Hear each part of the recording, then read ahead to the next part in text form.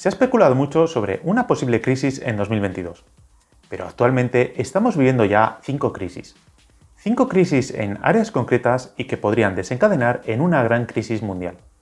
Así que hoy vamos a ver estas 5 crisis y qué peligros encierran cada una de ellas, para poder estar totalmente preparados para este 2022.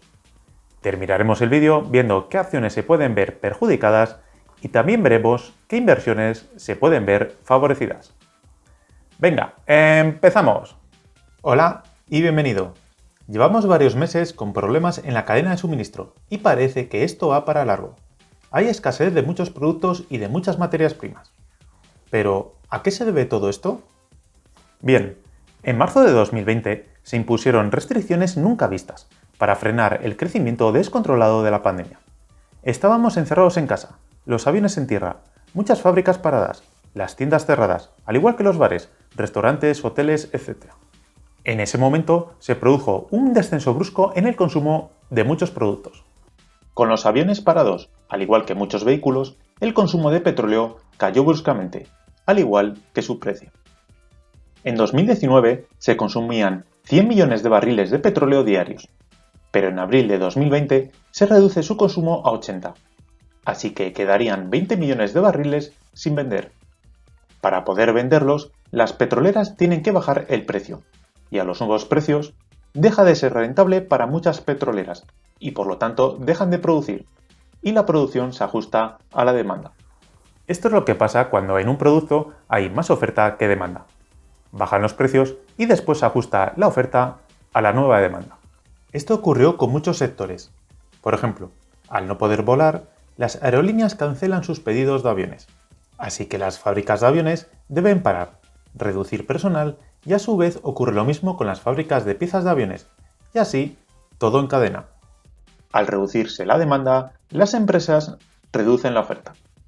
El bicho tuvo graves efectos sanitarios y para solucionarlos se impusieron las restricciones. Pero en la segunda mitad de 2020 y en 2021 se crea la tormenta perfecta. Se van eliminando las restricciones y la actividad vuelve a arrancar. Se vuelve a comprar más en las tiendas y se vuelve a viajar. Además, compras que se aplazaron por los confinamientos, como puede ser la compra de un coche, se pudieron realizar, por lo que al consumo habitual hay que sumar el pospuesto, una de las consecuencias económicas de las restricciones. Por otro lado, el ahorro aumentó mucho en 2020, por lo que había más capacidad para consumir. Por último, los bancos centrales tenían miedo a una crisis económica por la pandemia, y para evitarlo, decidieron imprimir dinero para comprar deuda de los países y para repartir dinero directamente a los ciudadanos, como hizo la Reserva Federal. Todo esto hacía que hubiera mucho dinero disponible, que unido a la libertad para poder comprar, el consumo se incrementó rápidamente, lo que produjo un fuerte aumento de la demanda, que era lo que querían los bancos centrales. Parecía que la economía se iba a recuperar de manera rápida, pero no contaban con un problema. Confiaban en que el mercado de libre comercio se regula solo, y generalmente así es. Por ejemplo, antes del bicho, una ciudad pequeña tenía una demanda de 100 mascarillas quirúrgicas al día. La oferta era también de 100, y valían unos 10 céntimos cada una. Con el bicho, la demanda de mascarillas se disparó a 1000 mascarillas diarias, pero solo se producían 100 al día. 900 compradores se quedarían sin mascarilla. Así que había compradores dispuestos a pagar más de lo habitual por las mascarillas, para asegurarse de que no se quedaban sin ellas. A estos precios, el negocio de las mascarillas es tremendamente rentable, así que todos los que pueden se lanzan a fabricar mascarillas. Y sube la oferta hasta que se iguala con la demanda. A medida que va bajando la escasez, los compradores dejan de estar dispuestos a pagar más de lo habitual, ya que ya no hay peligro de quedarse sin ellas. Y las mascarillas van bajando de precio, hasta que vuelven a los precios habituales de 10 céntimos por unidad, que es lo que cuestan más o menos ahora en España. Se estableció por ley un precio máximo de 96 céntimos por mascarilla, pero el mercado al final se regula solo, y ahora valen mucho menos que ese precio máximo. El mercado de libre comercio funciona cuando es libre, pero si hay muchas restricciones se desestabiliza el sistema y deja de ser libre. Y en la primavera de 2020 se impusieron muchas restricciones nunca vistas anteriormente. Esto ha hecho que la oferta no se recupere tan rápidamente, Muchos negocios cerraron para siempre y hay menos trabajadores, por lo que ahora no se llega al nivel de demanda actual. Uno de los productos que más ha estado escaseando son los microchips, que son utilizados en dispositivos electrónicos, vehículos, etc. Y por tanto, son indispensables en nuestro día a día. Así que muchas industrias lo utilizan para fabricar sus productos. Veamos lo que ocurre con ellos. Tenemos en situación normal esta oferta de chips y esta demanda, lo que hace que en global se vendan 100 chips a $40, por ejemplo.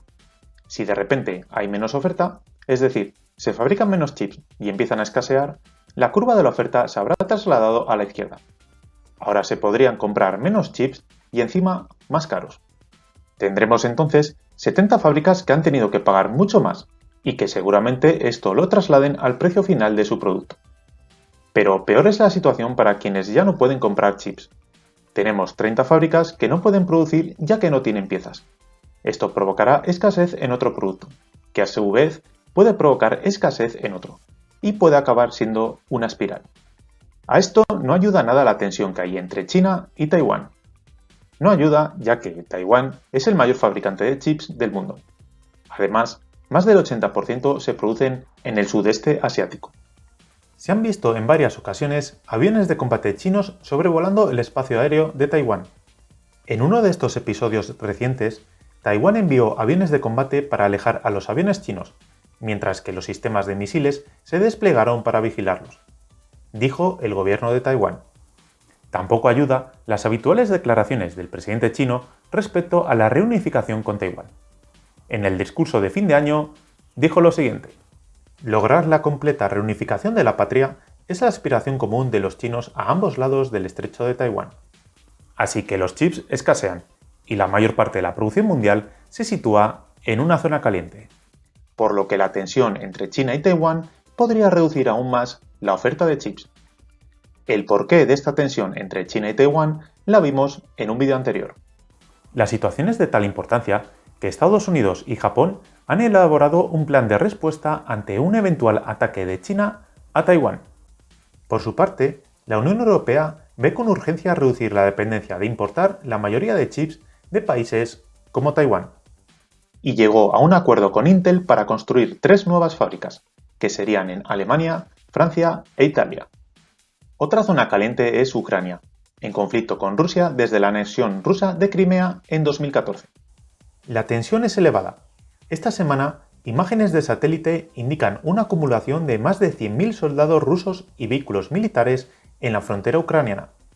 La amenaza es real, y no solo hay las típicas amenazas de sanciones, tanto por parte de la Unión Europea como por parte de Estados Unidos, como la siguiente: si los rusos hacen lo que son capaces de hacer con una fuerza en masa en la frontera, va a ser un desastre para Rusia.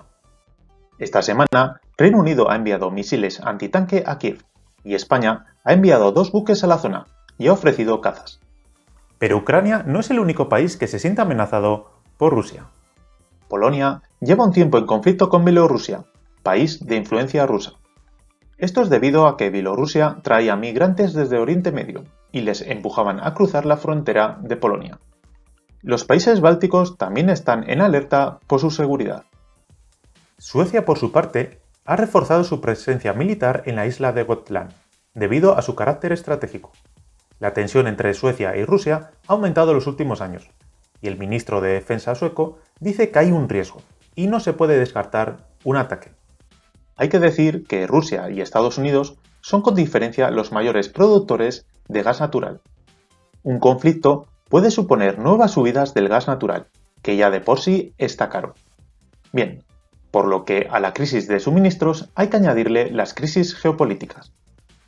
Pasamos a la tercera crisis provocada por todo lo que acabamos de ver, y se resume en la poca oferta generalizada de productos y la alta demanda, y no es otra que la inflación.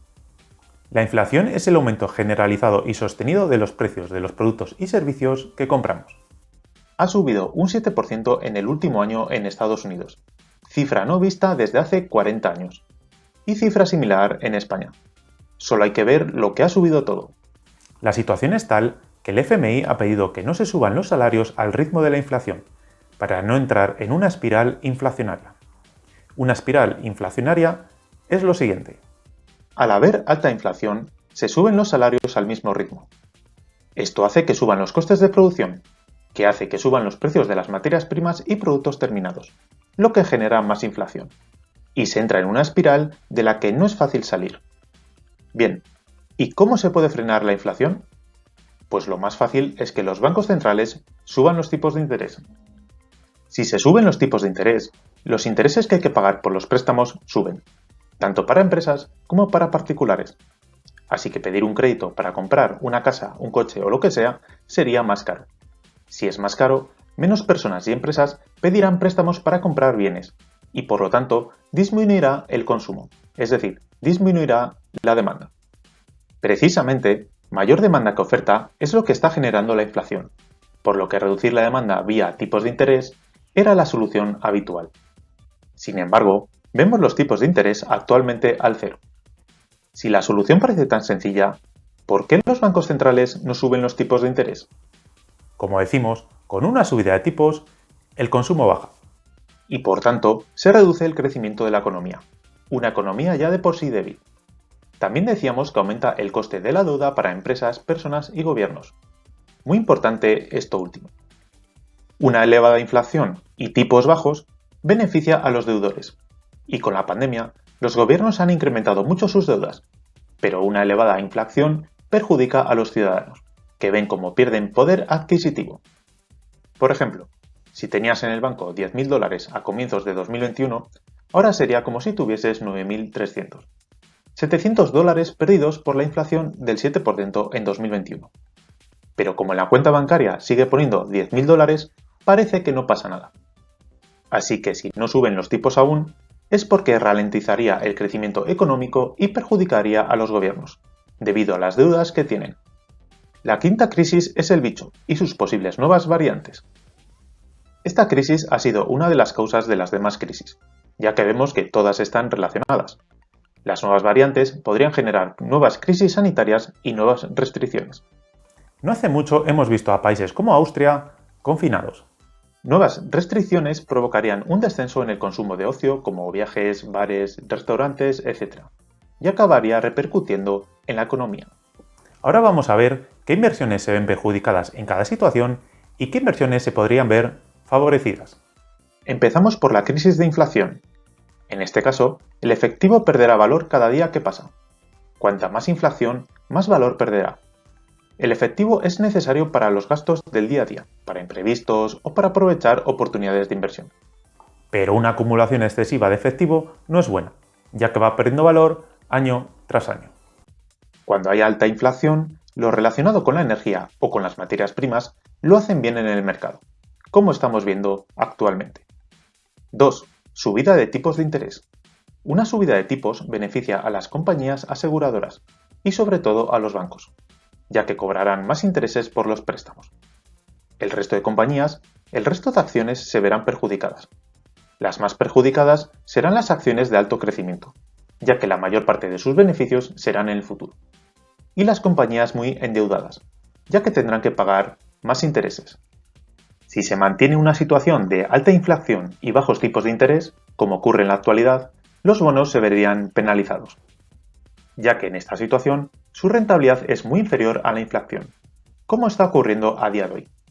Es la situación opuesta a la normalidad, donde los bonos han solido tener rentabilidades más altas que la inflación. Un activo al que le beneficia esta situación son los REITs, ya que el valor de sus edificios aumenta y se pueden financiar de forma barata. Esto es importante, ya que los REITs tienen bastante deuda. Estos son algunos de los que hemos analizado en el canal.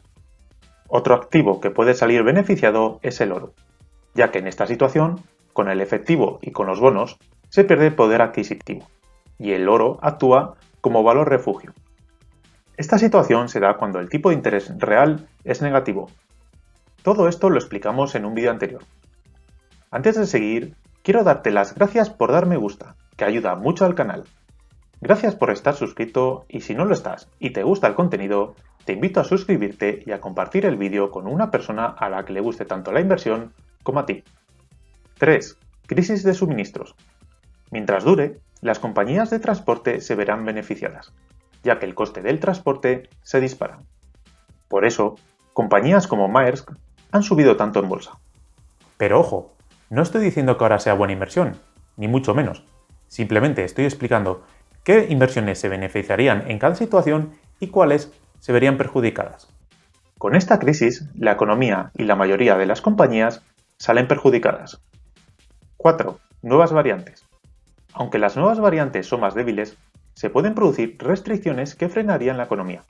Y sobre todo, se verían perjudicadas las acciones relacionadas con el turismo. Beneficiarse no se beneficia a nadie, salvo tal vez alguna farmacéutica. 5. Tensiones geopolíticas. El conflicto entre Rusia y Ucrania podría provocar una subida del precio del gas natural. Esto perjudicaría económicamente a los importadores del gas ruso, como es la Unión Europea. Si el conflicto entre China y Taiwán provoca mayor escasez de chips, todos nos veríamos perjudicados, debido a su importancia en nuestras vidas. Las acciones del sector defensa se ven favorecidas en general por las crisis geopolíticas, como Lockheed Martin, que la analizamos hace unas semanas, al igual que Rada. El análisis de Rada te lo dejo aquí. También te dejo aquí la opción para que te puedas suscribir. Si te ha gustado el vídeo, dale a me gusta y recuerda, compra barato y vende caro.